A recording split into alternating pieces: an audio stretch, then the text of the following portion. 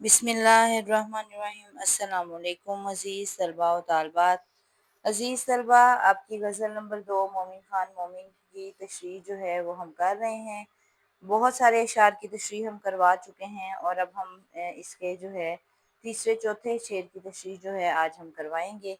Third शेर हम करवा चुके हैं, आज हमने फोर्थ शेर की तशरीह करवानी है। मोमिन ख़ान मोमिन बहुत ही मशहूर शायर थे, मिर्ज़ा गालिब के ज़माने के शायर थे और मिर्ज़ा गालिब जो हैं वो मोमिन के अशआर की बहुत तारीफ़ किया करते थे और ख़ास तौर पर मोमिन के इस शेर पर तो बहुत सारे शायरों ने जो है ये कहा था कि मोमिन हमारा पूरा दीवान ले ले और ये शेर हमें दे दे।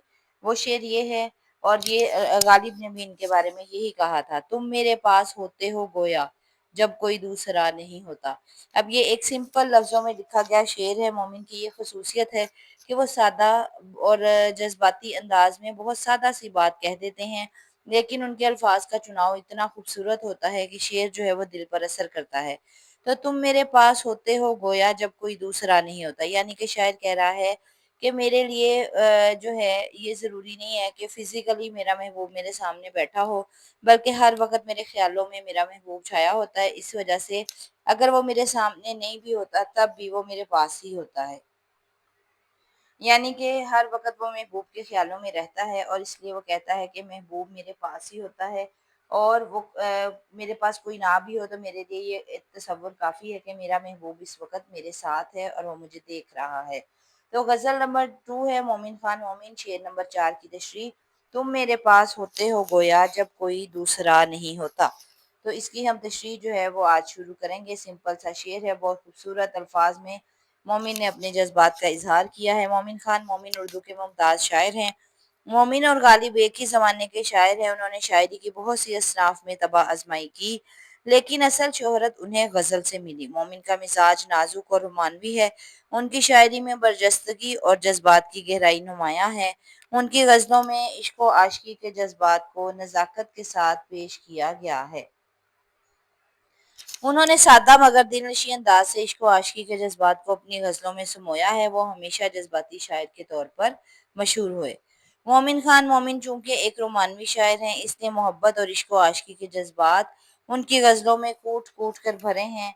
मोमिन के इस शेर को सुनकर गालिब ने कहा था कि मेरा सारा दीवान ले लो और ये शेर मुझे दे दो। ये शेर मोमिन का शाहकार शेर है। शायर कहता है कि ए महबूब, जब भी मैं तन्हा या अकेला होता हूँ तो मुझे ऐसा महसूस होता है जैसे तुम मेरे करीब ही हो। वैसे तो तुम्हारी याद हर वक़्त मुझे बेचैन रखती है, मगर जैसे ही तन्हा होता हूँ तो तुम्हारी याद इतनी शिद्दत से आती है कि लगता है कि तुम मेरे सामने ही बैठे हो। उसके बाद रेलिवेंट शेर लिखेंगे। रात यूं दिल में तेरी खोई हुई याद आई, जैसे वीराने में चुपके से बाहर आ जाए। शायर दरअसल मोहब्बत के जज्बात में पूरी तरह घिरा हुआ है। वो कहता है कि महबूब की याद वैसे तो मुझे हर लम्हा और हर वक्त बेचैन ही रखती है, मगर जब भी मैं आलम खलवत में होता हूँ यानी तन्हाई में होता हूँ तो मुझे ये एहसास बिल्कुल नहीं होता कि मैं तन्हा हूँ, क्योंकि मेरे महबूब का एहसास मेरे साथ होता है। जब वो मौजूद हो तो दुनिया की सारी आवाज़ें बंद हो जाती हैं। मेरे और मेरे महबूब के दरमियान कोई तीसरा मौजूद नहीं होता और मेरे लिए वो लम्हात बहुत मुसर्रत भरे होते हैं, यानी खुशियों भरे होते हैं। रेलिवेंट शेर लिखेंगे। शबे गम ना पूछ कैसे तेरे मुब्तला पे गुजरी, कभी आह भर के गिरना कभी गिर के आह भरना। मुझे अपने महबूब की याद तन्हाई में बहुत शिद्दत से आती है। लगता है कि वो मेरे सामने ही बैठा है। फिर मैं ख्यालों ही ख्यालों में अपने महबूब से ढेर सारी बातें करता हूँ। उसके ख्यालों में खोकर वक़्त का एहसास ही नहीं रहता और वो पल किस तरह गुज़र जाते हैं ये मालूम ही नहीं होता। ये इश्क की वो कैफ़ियत है जहाँ याद ही वसाल बन जाती है। वसाल का मतलब है मिलाप, यानी कि सिर्फ़ यादों से ही इंसान को लगता है कि मैं अगले शख़्स से मुलाकात कर रहा हूँ। तन्हाई में महबूब की मौजूदगी को महसूस करना यही इश्क है और शायद इश्क में पूरी तरह डूब चुका है, इसीलिए वो समझता है कि महबूब का हकीकत में सामना होना मेरे लिए कोई मायने नहीं रखता, क्योंकि इसकी गैर मौजूदगी मुझे ज़्यादा मुतासिर करती है, क्योंकि उसकी यादों में खोकर मैं उससे मोहब्बत का इज़हार बेहतर तरीके से कर सकता हूँ। उसके बाद रेलिवेंट शेर लिखेंगे। मेरी रात का चिराग मेरी नींद भी है तू। शायर कहता है कि अक्सर मुझे इस हालत में देखकर लोग دیوانہ سمجھنے لگتے ہیں، لیکن میں اپنے دل کی دنیا سے بہت مطمئن ہوں۔ مجھے اپنے دل کی الگ سے لگائی گئی یہ محفل بہت پسند ہے، جس میں صرف میں ہوتا ہوں اور میرے محبوب کی یادیں، اس لیے مجھے اس بات سے فرق نہیں پڑتا کہ لوگ میرے بارے میں کیا سوچتے ہیں۔ مجھے اپنی یادوں کی دنیا بہت عزیز ہے۔